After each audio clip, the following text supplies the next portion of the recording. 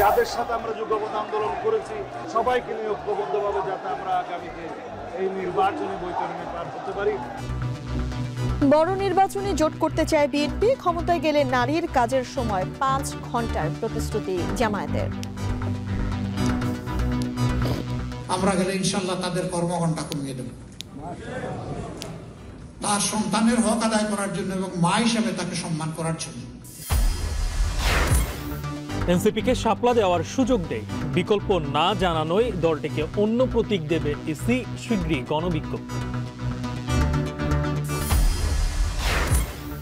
পাকিস্তানের সঙ্গে হালাল খাদ্য বিষয়ক সমঝোতা সই, বাংলাদেশ থেকে পাট ও ওষুধ নিতে আগ্রহী ইসলামাবাদ। মেট্রো রেল চলাচল স্বাভাবিক, মেট্রোর বাঁকে নকশার ত্রুটি বলছেন বিশেষজ্ঞরা। বিয়ারিং প্যাড রক্ষণাবেক্ষণে হাইকোর্টে রিট।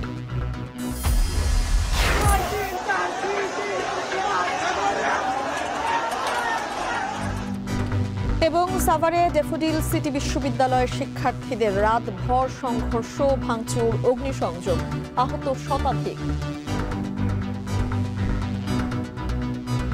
মানে তারা জাস্ট তাদের হাতে অস্ত্র ছিল, অস্ত্র সহ তারা আমাদের হলের দিকে এগিয়ে আসছে। আমাদের সব বাইরে ঘুমাচ্ছিল, রাতের 12টার দিকে ওরা আক্রমণ করছে। তবে তাদের মেন টার্গেট ছিল মেয়েদের হলে প্রবেশ করা।